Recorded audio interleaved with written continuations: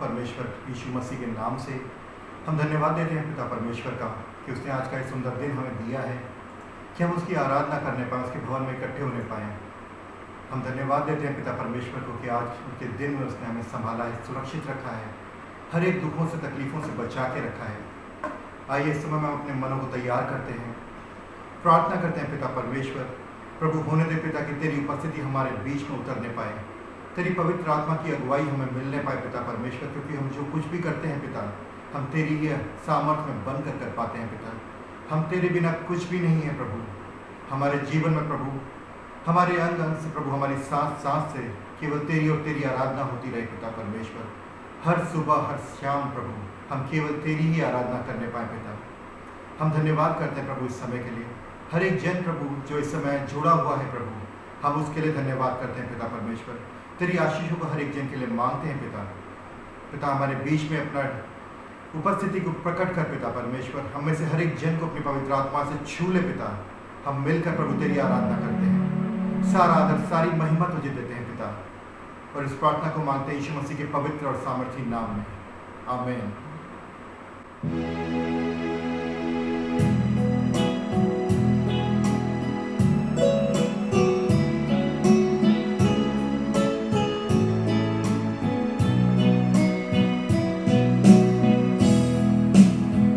आइए मिलकर एक मन से उसकी आराधना करें। वो भला है, वो योग्य है हर आराधना और स्तुति के।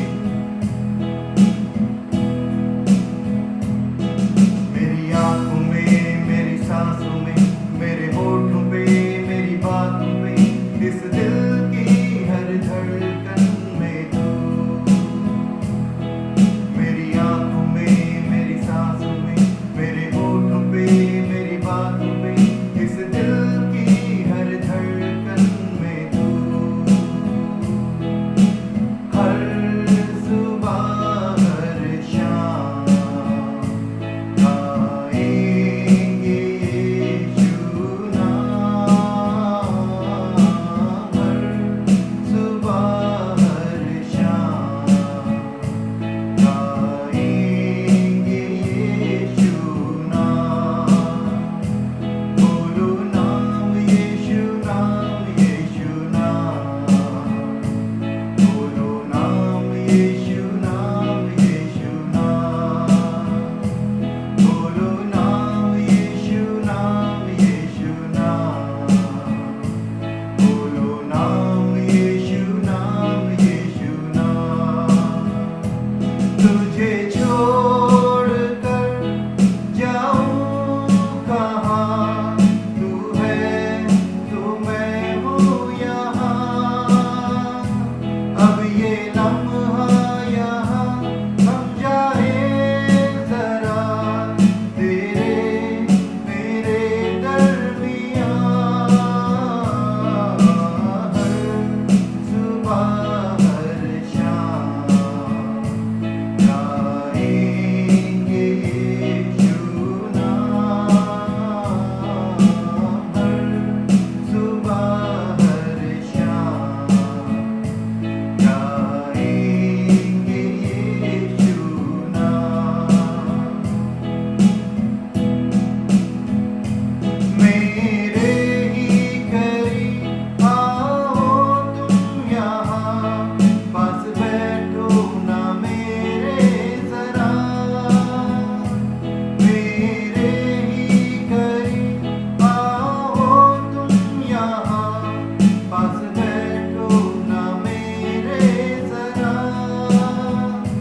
तेरी खुशबू से भर जाए जीवन मेरा, रहे ये दिल तेरा ही सदा। हर सुबह हर शाम गाएंगे यीशु नाम। हर सुबह हर शाम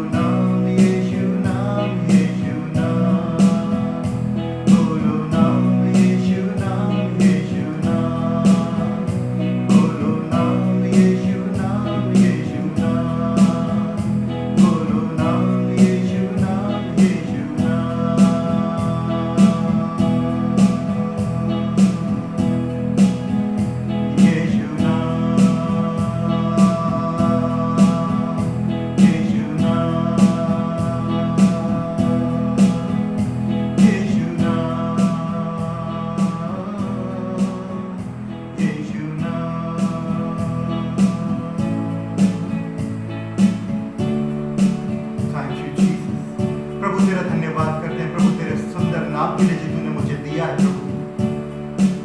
मैं प्रभु तुझ में ही बलवंत हूँ पिता परमेश्वर। इस समय में हम मिलकर प्रभु अपनी आवाज़ों को तेरे लिए उठाते हैं पिता, अपनी स्तुति के गीतों को तेरे लिए लेकर आते हैं पिता परमेश्वर, क्योंकि ये मेरा सौभाग्य है कि मैं तेरी आराधना कर पाता हूँ प्रभु।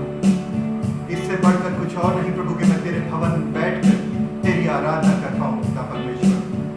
धन्यवाद प्रभु, धन्यवाद प्रभु। आवाज उठाएंगे हम, सांस बजाएंगे, है यीशु महान अपना, ये गीत सुनाएंगे। आवाज उठाएंगे हम, सांस बजाएंगे, है यीशु महान अपना, ये गीत सुनाएंगे। संसार की सुंदरता में है रूप तो तेरा ही, इन चांद सितारों में है अक्स तो तेरा ही।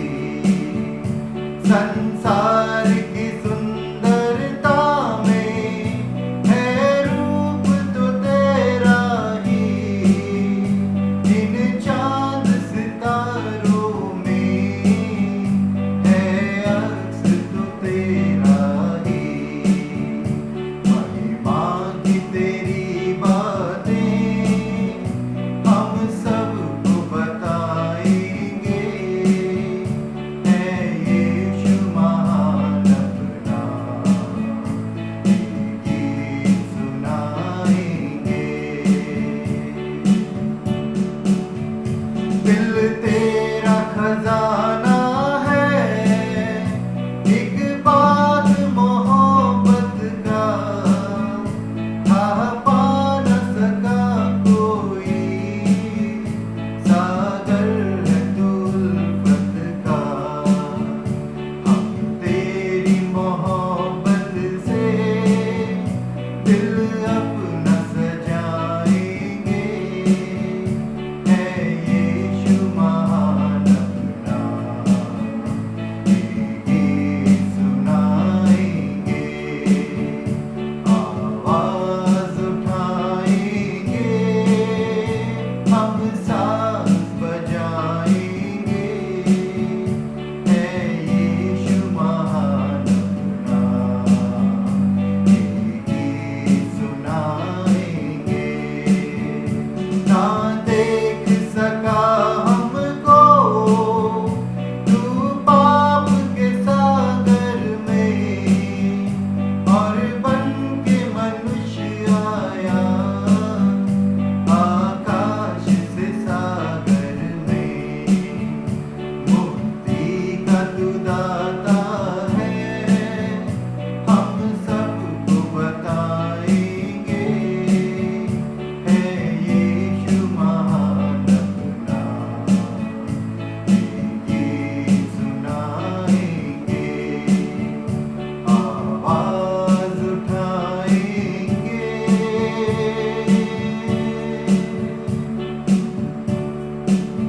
हालेलुया। प्रभु हम मिलकर एक मन एक आत्मा में बनकर प्रभु तेरी आराधना करने पाते हैं पिता परमेश्वर।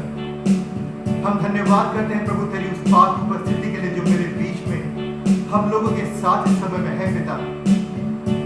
हम तुझे कोटि कोटि धन्यवाद करते हैं प्रभु, तेरी सामर्थ के लिए, हमारे ऊपर उंडेलने के लिए प्रभु, तेरी आत्मा के लिए जो हमारे बीच में वास करती है पिता परमेश्वर, जो हमें सामर्थ देती है, हमारी अगुवाई करती है प्रभु, कि हम तेरी आत्मा में बनकर तेरी आराधना करने पाए पिता परमेश्वर प्रभु। Hallelujah, hallelujah. अपनी आत्मा से हर एक जन को इस समय भर दे पिता परमेश्वर। कोई भी तेरी आत्मा से अनछुआ न रहने पाए पिता। तेरी आत्मा में बनकर पूरी आत्मा और सच्चाई से तेरी आराधना करने पाए प्रभु। हालेलुया।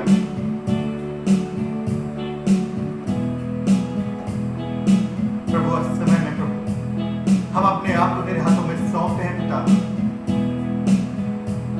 हमें वो रोटी दे प्रभु जिसको खाकर कभी हम भूखे ना रहे पिता परमेश्वर। वो जल हमें पिला दे प्रभु ताकि हम कभी प्यासे ना रहे।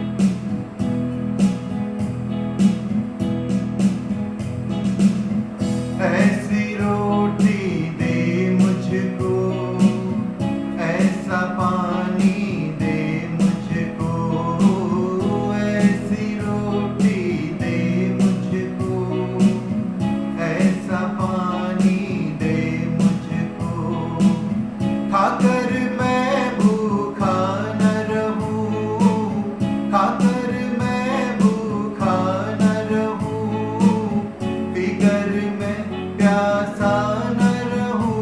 मेरे यीशु यीशु, मेरे यीशु यीशु, मेरे यीशु यीशु, मेरे यीशु यीशु, मेरे यीशु यीशु, मेरे यीशु यीशु, मेरे यीशु यीशु, मेरे यीशु यीशु, मेरे यीशु यीशु, मेरे यीशु यीशु, मेरे यीशु यीशु, मेरे यीशु यीशु। तेरा वचन रोटी मेरी, तेरा वचन पानी मेरा, तेरा वचन रोटी मेरी, तेरा वचन पानी मेरा, खाकर मैं भूखा न रहूं, खाकर मैं भूखा न रहूं, पीकर मैं प्यासा न रहूं। मेरे यीशु यीशु, मेरे यीशु यीशु, मेरे यीशु यीशु, मेरे यीशु यीशु, मेरे यीशु यीशु, मेरे यीशु यीशु, मेरे यीशु यीशु, मेरे यीशु यीशु।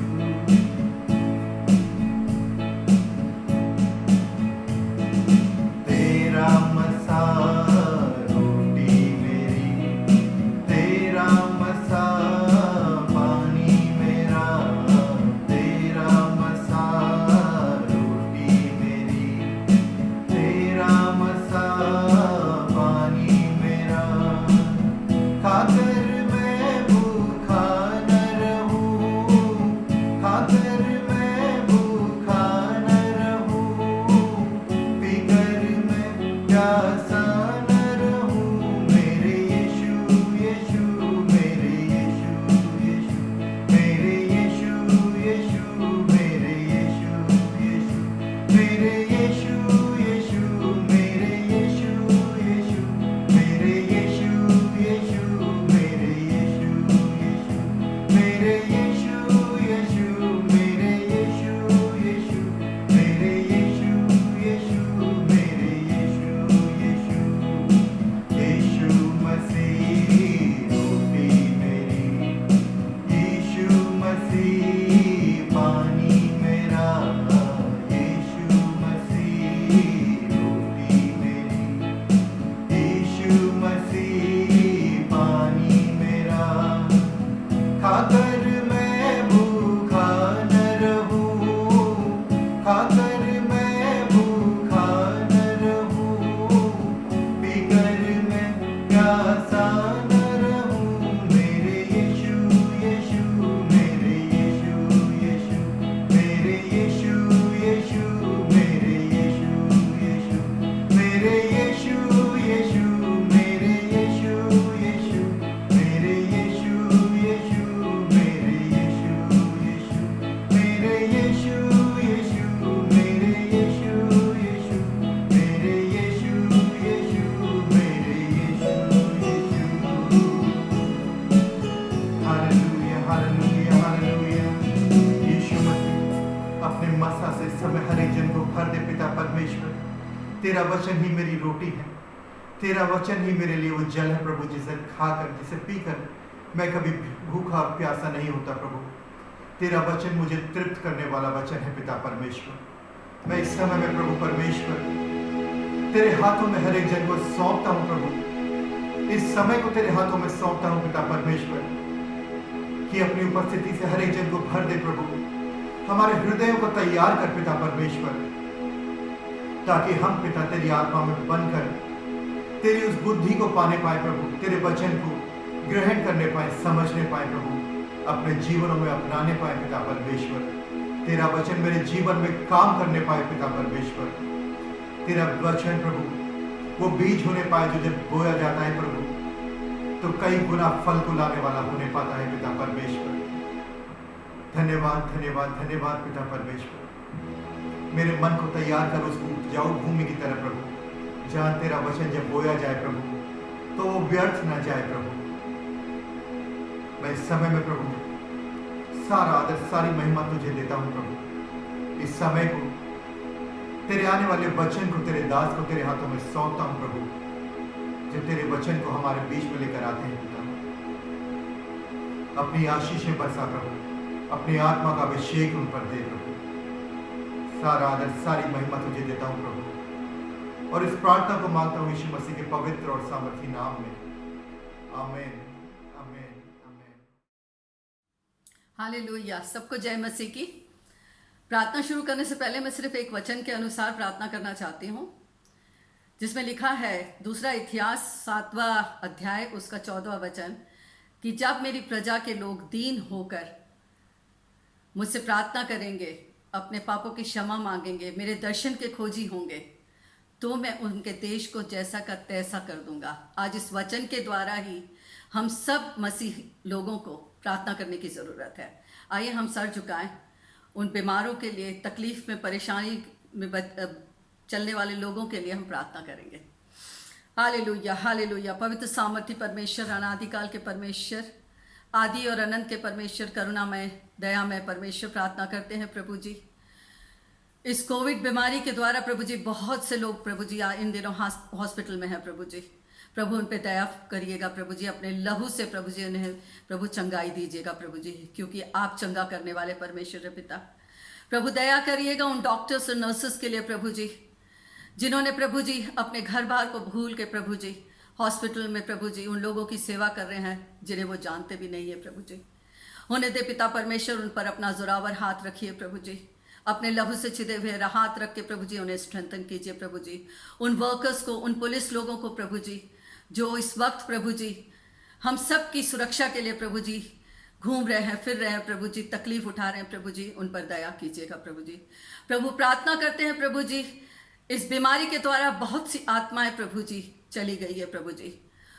वो लॉस्ट सोल को तो हम बचा नहीं पाए प्रभु जी, लेकिन आपने हमें प्रभु जी मौका दिया कि हम तेरे वचन में और गहराई से जाए प्रभु जी, और उन लॉस्ट सोलों को प्रभु जी जो इस वक्त है प्रभु जी इस संसार में बच सकती है प्रभु जी, उनके बचाने के लिए प्रभु जी हम तैयार होने पाए प्रभु, एक बड़ी सेना तैयार होने पाए प्रभु जी। होने दे पिता हमारे गॉस्पल्स में प्रभु जी, हमारे वचन में प्रभु जी जो कुछ लिखा है प्रभु जी, उन वचनों को हम समझ सके प्रभु जी, जान सके प्रभु जी, और अपने आप को तैयार कर पाए प्रभु जी एक बड़ी सेना के नाई प्रभु जी। प्रभु प्रार्थना करते हैं प्रभु जी, होने दे पिता ये समय है प्रभु जी रैप्चर का प्रभु जी।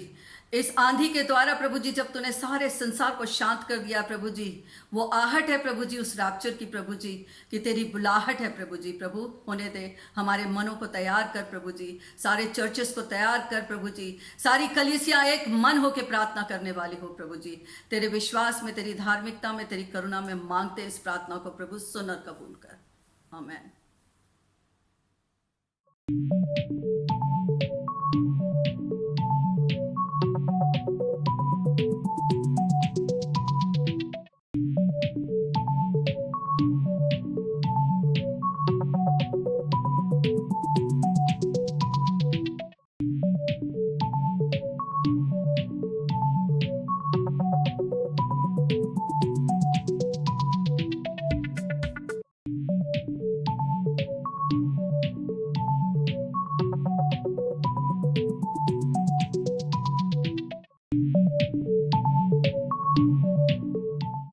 सभी GCLC भाई बहनों को जय मसीह की।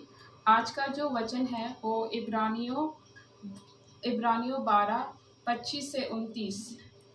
सावधान रहो और उससे कहने वाले से मुंह न फिराओ, क्योंकि वे लोग जब पृथ्वी पर के चेतावनी देने वाले से मुंह मोड़कर न बच सके, तो हम स्वर्ग से चेतावनी देने वाले से मुंह मोड़कर कैसे बच सकेंगे।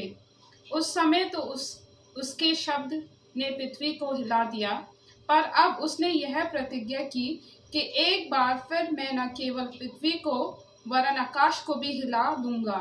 और यह वाक्य एक बार फिर इस बात को प्रकट करता है कि जो वस्तुएं हिलाई जाती है वह सूजी हुई वस्तुएं होने के कारण टल जाएगी, ताकि जो वस्तुएं हिलाई नहीं जाती वह अटल बनी रहे।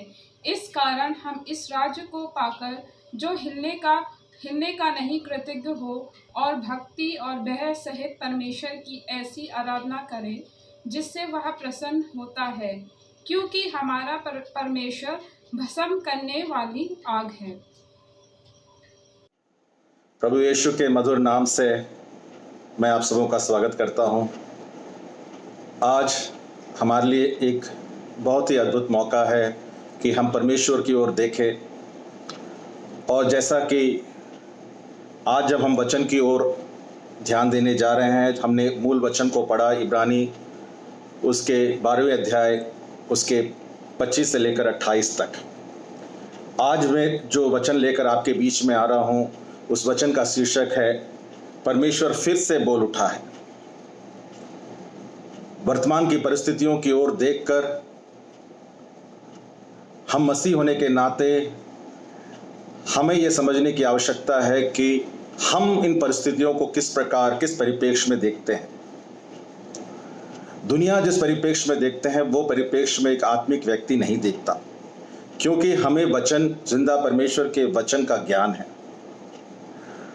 हम एक अदृश्य परमेश्वर की आराधना तो करते हैं, लेकिन इस अदृश्य परमेश्वर ने हमें जिंदा वचन दिया है जो हमारे मार्गदर्शन करता है, हमें दिशा देते हैं, और भविष्यवाणी के वचन हमारे पास हैं जो जिसके द्वारा हम इतिहास को और समय को हम इंटरप्रेट कर पाते हैं।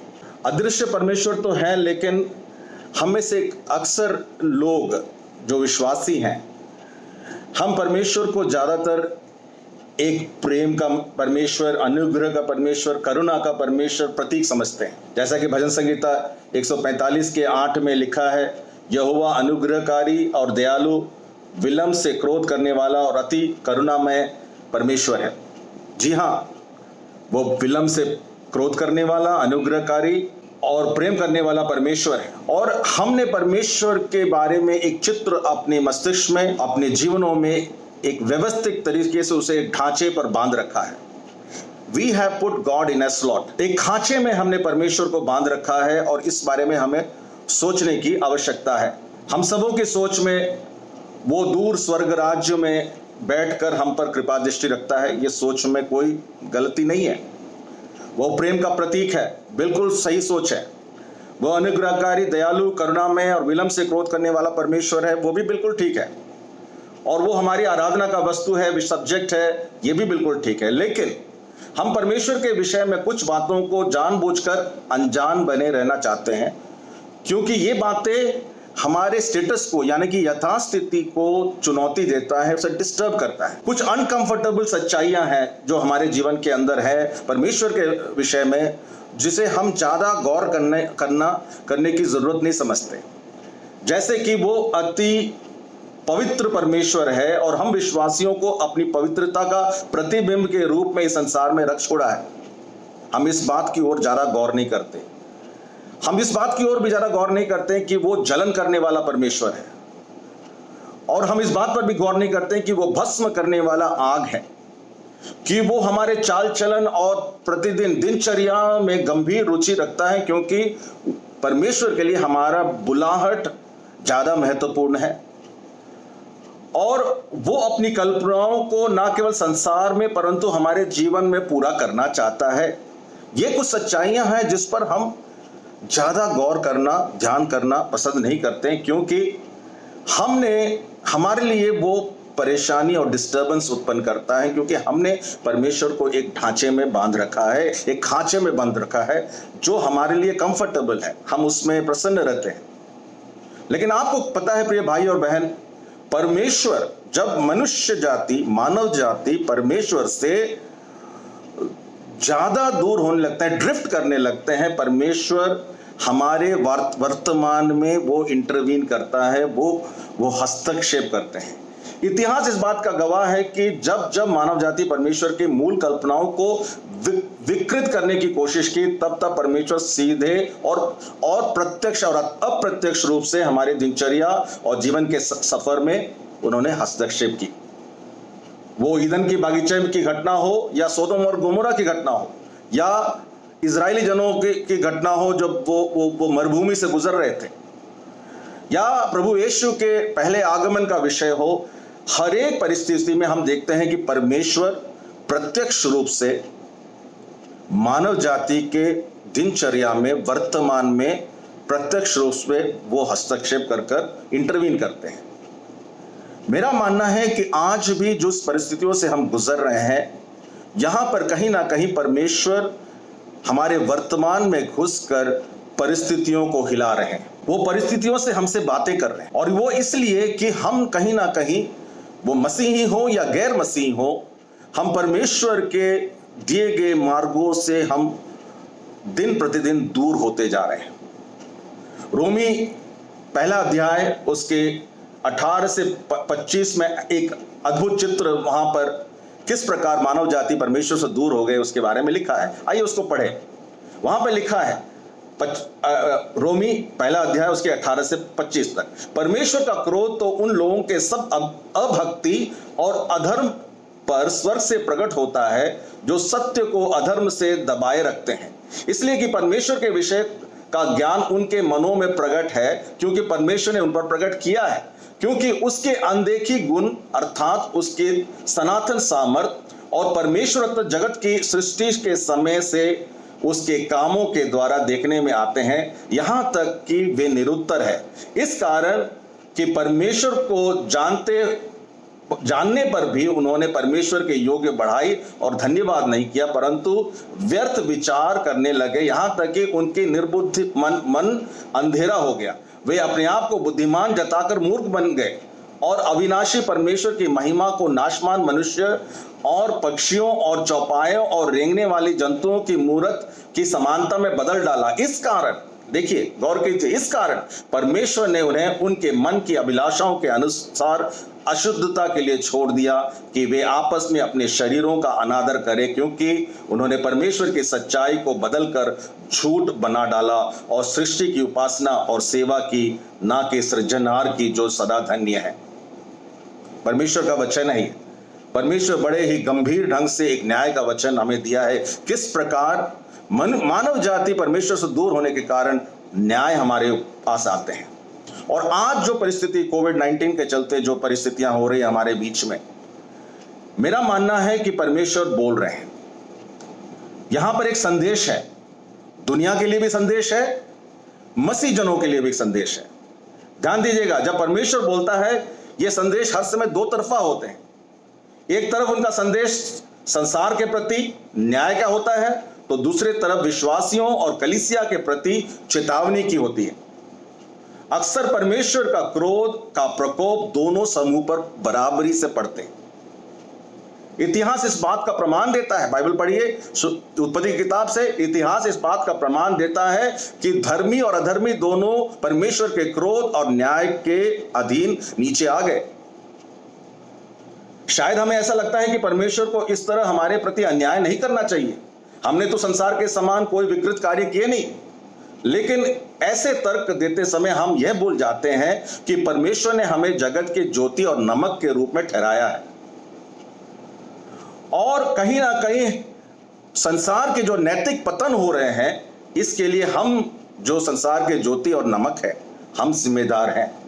और इस कारण से हम भी कहीं ना कहीं परमेश्वर के दिए गए बुलाहट से दूर हो चुके हैं, और हमारे जीवन के अंदर वो आत्मिकता और वो जिंदादिली हम नहीं पाते।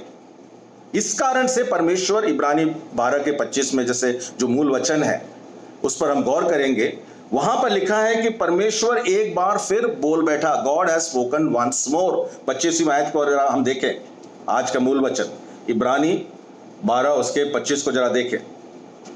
वहां पर लिखा है 25वीं आयत 25 से 26 हम पढ़ेंगे, सावधान रहो और उसे उस कहने वाले से मुंह ना फेरो, क्योंकि वे लोग जब पृथ्वी पर के चेतावनी देने वाले से मुंह मोड़कर ना बच सके, तो हम स्वर्ग पर से चेतावनी करने वालों से मुंह मोड़कर क्यों कर बच सकेंगे।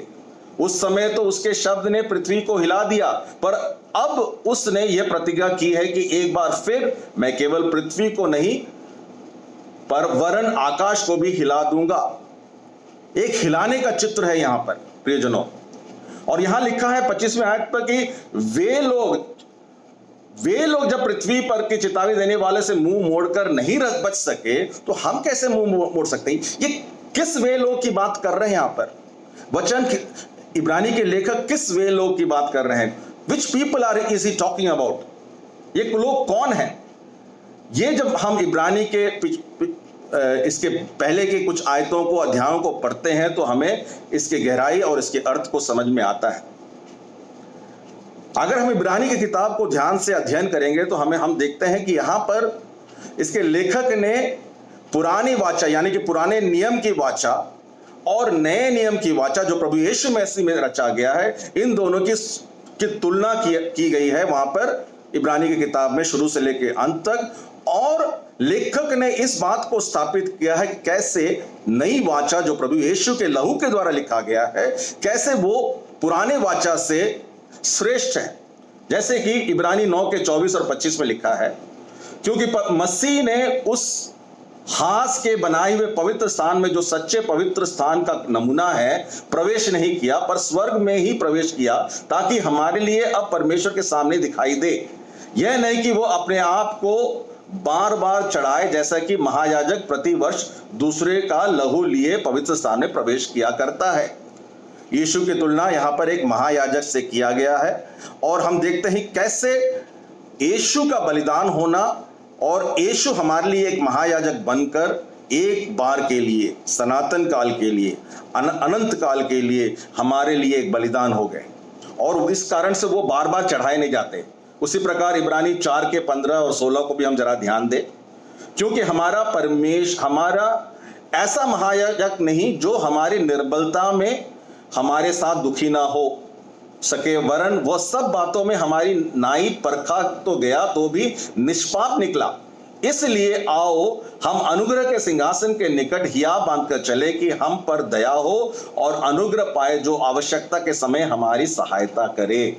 फिर से यहां पर इस महायाजक जो यीशु मसीह है, नए नियम के महायाजक, उसकी श्रेष्ठता को यहां पर लेखक जता रहे हैं।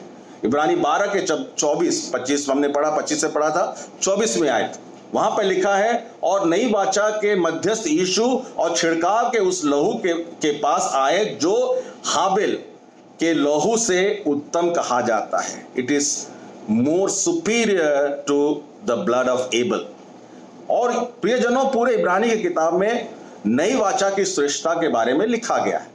और वहीं पर ये वचन जो 12 के 25 से 28 तक जो हमने पढ़ा, वहां पर इस प्रकार कहता है, एक बार और परमेश्वर बोल पड़े हैं, और वे लोग यानी कि पुराने नियम के लोग जो पुराने वाचे में बंधे हुए थे वो बच नहीं सके, तो हम कैसे बचेंगे। ध्यान दीजिएगा, ये किसके बारे में कह रहे हैं, ये कलीसिया के बारे में कहा जा रहा, आपके और मेरे बारे में जो मसीह कहलाते हैं, हमारे बारे में कहा गया। अब इसमें दो राय नहीं कि हमारी नई वाचा पुराने की तुलना में श्रेष्ठ है, परंतु गौर कीजिएगा कि इस श्रेष्ठता के कारण हमारी जिम्मेदारी भी बढ़ जाती है। इसलिए अगर वे लोग यानी कि पुराने नियम के लोग परमेश्वर के दंड और न्याय से बच नहीं सके, तो हम कैसे बच पाएंगे मेरे प्रिय भाइयों और बहनों। The repercussion of ignoring warning of God is more severe for new testament church. ये कैसे मैंने कह दिया बड़े यकीन के साथ। इब्रानी की किताब उसके दूसरे अध्याय में जाइए, उसके 1 से लेकर 3 में इस बात का स्पष्टीकरण किया गया है। क्या लिखा है यहां पर, इस कारण चाहिए कि हम उन बातों पर जो हमने सुनी है और भी मन लगाए हैं, ऐसा ना हो कि बहक कर उनसे दूर चले जाए, क्योंकि जो वचन स्वर्गदूतों के द्वारा कहा गया था वो जब वो स्थिर रहा और हर एक अपराध और आज्ञा ना मानने का ठीक ठीक बदला मिला, तो हम लोग ऐसे बड़े उद्धार से निश्चिंत रहकर क्यों कर बच सकते हैं। जिसकी चर्चा पहले पहले प्रभु के द्वारा हुई और सुनने वालों के द्वारा हमें निश्चित हुआ। लेखक ने इससे भी गंभीर चित्र इन वाक्यों में लिखा। इब्रानी 10 के 26 से 31 में लिखा है, क्योंकि सच्चाई की पहचान प्राप्त करने के बाद यदि हम यानी कि नए नियम के विश्वासी हम जानबूझकर पाप करते हैं तो पापों के लिए फिर कोई बलिदान बाकी नहीं। हाँ, दंड का एक भयानक बाट जोना और आग का ज्वलन बाकी है जो विरोधियों को भस्म कर देगा, जो कि मूसा की व्यवस्था का नाम मानने वालों 2 या 3 जनों की गवाही पर बिना दया के मार डाला जाता है। जो सोच लो कि वह कितने और भी भारी दंड के योग्य ठहरेंगे, जिसने परमेश्वर के पुत्र को पांव से रोंदा और वाचा के लहू को जिसके द्वारा वह पवित्र ठहराया गया अपवित्र जाना और अनुग्रह की आत्मा का अपमान किया। क्योंकि हम उससे जानते हैं जिसने कहा कि पलटा लेने वाला मेरा काम है, मैं ही बदला लूंगा और वह प्रभु अपने लोगों को न्याय करेगा। जीवते परमेश्वर के हाथ में पड़ना कितना ही भयानक बात है। प्रियजनों, यहां पर नए नियम के विश्वासियों के बारे में लिखा गया है और कहते हैं कि हमने परमेश्वर के पुत्र को पांव तले रौंदा है। परमेश्वर की सोच को जरा देखिए कि परमेश्वर नए नियम के विश्वासियों को इतनी श्रेष्ठ वाचा प्रभु यीशु के बलिदान के द्वारा दिया, लेकिन हमने उस वाचे को परमेश्वर के पुत्र को रौंदा है, यह परमेश्वर का कहना है। और इस कारण इब्रानी के 12 का 25 जब हम पढ़ते हैं, इसी परिप्रेक्ष्य में मांगकर कहते हैं कि परमेश्वर फिर से इस धरती को, इस संसार को हिला रहे हैं।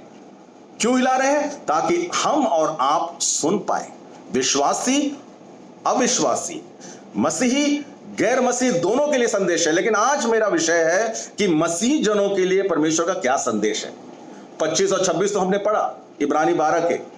आइए देखें कि कलीसिया के लिए क्या संदेश लेकर परमेश्वर का वचन आते हैं। यहां पर इब्रानी 12 के 27 में लिखा है, और यह वाक्य एक बार फिर इस बात को प्रकट करता है, जो वस्तुएं हिलाई जाती हैं वो सृजी हुई वस्तुएं होने के कारण टल जाएंगी, ताकि जो वस्तुएं हिलाई नहीं जाती वे अटल बने रहें। इस वचन का क्या आशय है, क्या तात्पर्य है?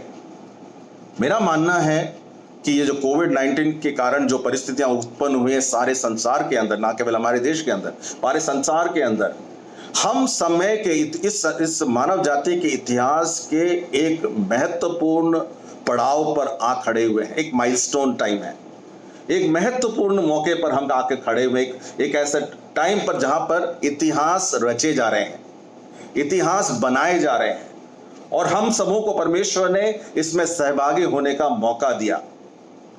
अगर इस समय हम परमेश्वर के स्वर को नहीं पहचानते और उसके संदेश के अनुसार अपने जीवन में बदलाव नहीं लाते, तो परमेश्वर हमें कहीं ना कहीं हमें छोड़कर अपने कल्पनाओं को वो पूरा करेंगे। लेकिन प्रियजनों, हमें उस मार्ग पर जाने की जरूरत नहीं है। हमें परमेश्वर के द्वारा जो बोला जा रहा है, इस हिलाने के द्वारा क्या बोला जा रहा है, इस बात को हमें गौर करने की जरूरत है। इस वचन में लिखा है कि एक बार फिर इस बात को प्रकट करता है कि जो वस्तुएं हिलाई जाती हैं वो सृजी हुई वस्तुएं होने के कारण टल जाएगी। कौन सी वस्तुओं के बारे में कहते हैं?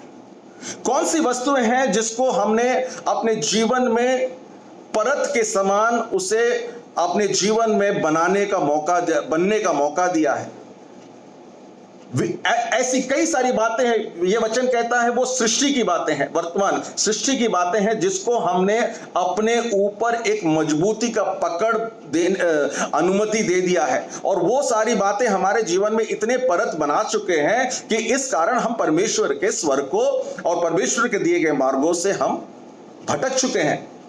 और उन बातों को हमें हिलाने के लिए अब हम स्वयं उसे हिला नहीं पाते, इसलिए परमेश्वर कहता है कि एक बार फिर मैं बोल चुका हूं और मैं हिलाने के लिए वो सारी चीजें जो तेरे जीवन में तूने एकत्रित कर रखा है, जो सांसारिक है, दुनियादारी चीजें हैं, उसे तुझे हिलाकर गिराना होगा, और उसके लिए मैंने बोल उठा है। मैं हिलाने के लिए आया हूं। प्रियजनों, जो आज वर्तमान में जो परिस्थितियां हम देख रहे हैं, ये सामान्य नहीं है। यहां कहीं ना कहीं विश्वासी जनों के लिए एक संदेश है। कि हमारे जीवन में हमने ऐसे ऐसे लेयर्स बना रखे हैं, ऐसे ऐसे परत बना रखे हैं कि हम परमेश्वर के स्वर को सुन नहीं पाते। उन चीजों को एक मजबूत पकड़ हमने दी है। ये कौन सी बातें हैं? हम सबों को अपने जीवनों के अंदर जांच करने की जरूरत है।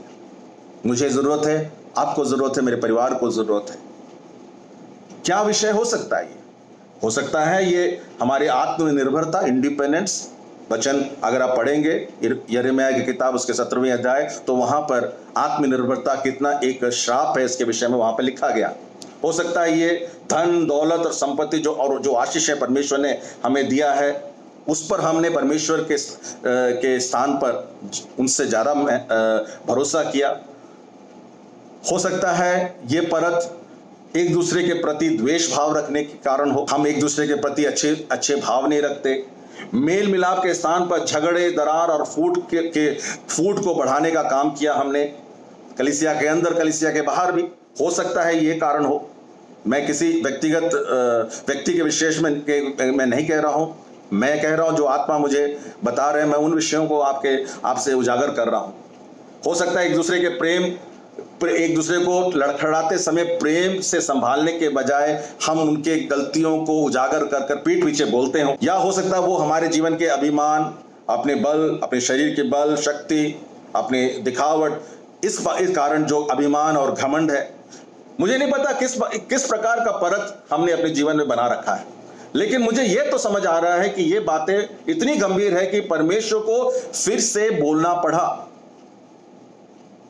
और अगर हम में से कोई यह कहकर कि ऐसा परत, ऐसे कोई परिस्थिति मेरे जीवन के अंदर नहीं है, तो पहला यूहन्ना 1:8 में यूहन्ना इस प्रकार कहते हैं, यदि हम कहें कि हम में कुछ भी पाप नहीं है तो हम अपने आप को धोखा देते हैं और हम सत्य से नहीं हैं। जी हाँ, हम में से कोई नहीं कह सकता कि हमने कभी ना कभी अपने जीवन के अंदर ये गलतियां की। लेकिन अब गलतियों का भार इतना बढ़ चुका है, परत इतने बढ़ चुके हैं कि परमेश्वर को आकर उन चीजों को हिलाने की आवश्यकता हो गई है। God is shaking the creation so that we are able to receive the unshakable kingdom। जो ना हिले उसे हमें सौंप दे, इसीलिए परमेश्वर एक बार और हमें हिला रहे हैं। इब्रानी 12:28 आखिरी 2 आयत को हम पढ़ेंगे। हमने 25 से 28 तक 29 तक के लिए देखा था, अब 28 और 29 पे जरा गौर करें। इस कारण हम इस राज्य को पाकर जो हिलने का नहीं, उस अनुग्रह को हाथ से ना जाने दे, जिसके द्वारा हम भक्ति और भय सहित परमेश्वर की ऐसी आराधना कर सके कि जिससे वो प्रसन्न होता है, क्योंकि हमारा परमेश्वर भस्म करने वाली आग है। अंग्रेजी में लिखा, since we are receiving a kingdom that cannot be shaken, let us have grace by which we may serve God acceptably with reverence and godly fear, for our God is a consuming fire। जब तक उन बातों को निकाल नहीं देते, हम ना हिलने वाली स्वर्ग राज्य को नहीं पा सकेंगे। ध्यान रखिएगा, ये परत हमारे जीवन में अगर बने रहेंगे तो हम जो ना हिलने वाले स्वर्ग का राज्य है उसे हम नहीं पा सकेंगे। ये वचन बड़ा स्पष्ट है और मसीह ने हमें बुलाया है कि हम वो ना हिलने वाले स्वर्ग राज्य को हम अपने जीवन के अंदर प्राप्त करें। ये अनुग्रह जो हमने पाया है, ये हमें लाइसेंस नहीं दिया है कि हम कुछ भी कर ले। यीशु मसीह ने हमें धार्मिकता का एक अनुग्रह दिया है। हम, इसका अर्थ यह नहीं है कि हमें लाइसेंस, खुली छूट मिल गई है कि हम अपने जीवनों को जैसा मर्जी वैसा व्यतीत करें। ये ऐसा लाइसेंस नहीं है। और वहां पे लिखा, वो उस वचन में लिखा है कि परमेश्वर की हम सेवा और आराधना करें। कैसे करें? ग्रहण योग्य। किसके ग्रहण योग्य? पास्टर के ग्रहण योग्य? मनुष्य के ग्रहण योग्य नहीं, परमेश्वर के ग्रहण योग्य, एक्सेप्टेबली टू गॉड। हम अपने मनमानी बहुत कर चुके। दुनिया को बदलने के स्थान पर हम दुनिया की ही व्यवस्था को, दुनिया के ही चाल चलन को कलीसिया के अंदर ले आकर उसे हमने समा दिया। अपने वर्शिप के अंदर, हमारे वचन के अंदर, हमारे सारे ढांचे के अंदर हमने उसे समा दिया। और परमेश्वर कहता है उन चीजों को अब हिलाने का समय है। यह चेतावनी का वचन है। बहुत दुनिया में परिवर्तन को लाने के बजाय हमने दुनिया की बातों को कलीसिया के अंदर ले आए। ये चेतावनी का वचन। इसके लिए हमें बाकी 2 बातों को भी जरा ध्यान दें। क्या कहा है वहां पर? पहले कहा कि सेवा परमेश्वर के ग्रहण योग्य हो, आराधना परमेश्वर के ग्रहण योग्य हो। दूसरी बात कहा रेवरेंस, आदर और सम्मान के साथ सेवा और आराधना करें। किसका आदर और सम्मान? कलीसिया के बड़ों का, उनका तो आदर करना चाहिए, लेकिन परमेश्वर के प्रति हमारे अंदर आदर होने की आवश्यकता है। कहीं ना कहीं समय होते हुए हमने परमेश्वर के अनुग्रह को हल्का समझा प्रियजनों। आज उसे बदलने की जरूरत है, उसे बदलने की। और उसके तीसरी बात लिखा है परमेश्वर का भय, गॉडली फियर। इस कलीसिया, आज कलीसिया के अंदर अगर किसी भी बात की, एक बात की कमी है तो वो है गॉडली फियर। किसी भी प्रकार का भय नहीं, दुनिया से भय नहीं, परमेश्वर से भय नहीं। हम विश्वासी जन हमने ये मान रखा कि परमेश्वर के अनुग्रह को हमने पाया है तो हमारे पास सारे तरह के लाइसेंस है। हम किसी भी प्रकार वेशभूषा में परमेश्वर के भवन में आ सकते हैं, हम कुछ भी करने की अनुमति हमारे है नहीं। प्रियजनों, ये चेतावनी का वचन है, वहां पे कहते हैं कि अगर पुराने नियम के भक्तों को परमेश्वर ने दंड दिया तो हमें कितना ही ज्यादा वो क्यों नहीं दंड देंगे। मैं पिछले सप्ताह परमेश्वर के एक श्रेष्ठ दास पास्टर अमोद सिंह के एक यूट्यूब में मैं प्रचार सुन रहा था, जहां पर आयुब के विषय में वो कह रहे थे, आयुब के 1:8 में, वहां पर वो कह रहे थे आयुब के 4 गुण थे जो आयुब को औरों से अलग ठहराया। वो 4 गुण आज हमारे लिए भी तर्क संगत है, हमारे लिए भी जरूरत है एक विश्वासी होने के नाते। 1:8 में लिखा है कि परमेश्वर ने शैतान से कहा, यहोवा ने शैतान से पूछा, क्या तूने मेरे दास आयुब पर ध्यान दिया है, क्योंकि उसके तुल्य खरा और सीधा और मेरा भय मानने वाला और बुराई से दूर रहने वाला मनुष्य और कोई भी नहीं है। यह 4 गुण, यहां पर 4 गुण के विषय में लिखा है। कौन सा गुण है? पहला है कि वो खरा है, उसके अंदर कोई खोट नहीं है, राइचियस, कोई खोट नहीं है, वो सीधा है, अपराइट है, वो yes is yes and no is no, वो कभी भी सामने कुछ और पीछे कुछ नहीं, इंटेग्रिटी है उसके अंदर, सच्चाई है उसके अंदर। और लिखा है मेरा भय, तीसरी बात, मेरा भय मानने वाला, परमेश्वर का भय मानने वाला और बुराई से दूर रहने वाला। प्रियजनों, 4 गुण वहां लिखे हैं और आज भी हमारे लिए, कलीसिया के लिए, हम विश्वासी जनों के लिए इन 4 बातों की आवश्यकता है। मैं अपने वचन को यहां खत्म करना चाहूंगा। प्रियजनों, ध्यान दीजिए, परमेश्वर बोल बैठे हैं। एक न्याय का वचन जो संसार के लिए है और एक चेतावनी जो कलीसिया के लिए है। वो कहते हैं वो सारी बातें जिसको हिलाकर गिराने की आवश्यकता है, मैं इसके लिए बोल बैठा हूं, ताकि तुम मुझे मेरी सेवा, मेरी आराधना आदर से और भय और भक्ति के साथ मेरे ग्रहण योग्य करें।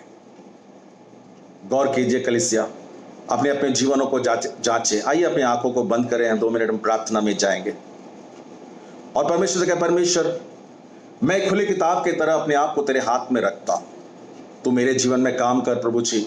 वो सारी जो जमावट मैंने अपने जीवन में कर रखा है, जो मिलावट की चीजें जो अपने जीवन में बना रखा है, वो परत जो मेरे अंदर सांसारिक चीजों से बन गई है प्रभु जी, उसे मैं तेरे सामने रखता हूं, ताकि तू उसे हिलाकर दूर कर सके।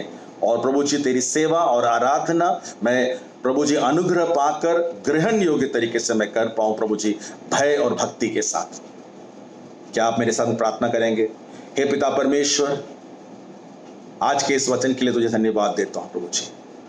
प्रभु जी, एक प्रतिकूल परिस्थितियों में हम रह रहे हैं प्रभु जी, संसार बड़े ही विकट समय से गुजर रहा है, लेकिन प्रभु जी तेरे जन होने के नाते प्रभु जी हमें वचन से समझ प्राप्त है कि तू एक बार फिर बोल बैठा है प्रभु जी, चेतावनी के तौर पर, ताकि उन सारी बातों को हिला सके जो हमने संसार से प्रभु जी प्राप्त कर अपने जीवनों के अंदर परत बना रखा है, ताकि प्रभु जी इस कारण से, जिस कारण से प्रभु जी हम तेरे स्वर को हम सुन नहीं पा रहे हैं, आत्मा और सच्चाई से हम आराधना नहीं कर पा रहे हैं प्रभु जी, हमारे जीवन में सच्चाई की कमी है, हमारे जीवन में प्रभु जी आदर की कमी है, ईश्वरीय भक्ति की कमी है प्रभु जी, गॉडली फियर की कमी है प्रभु जी। होने दे कलीसिया के अंदर एक परिवर्तन आए, क्योंकि तू प्रभु जी भस्म करने वाला एक आग है, ये वचन कहता है। आने वाले दिनों में प्रभु जी कलीसिया के अंदर एक बहुत बेदारी लाए प्रभु जी।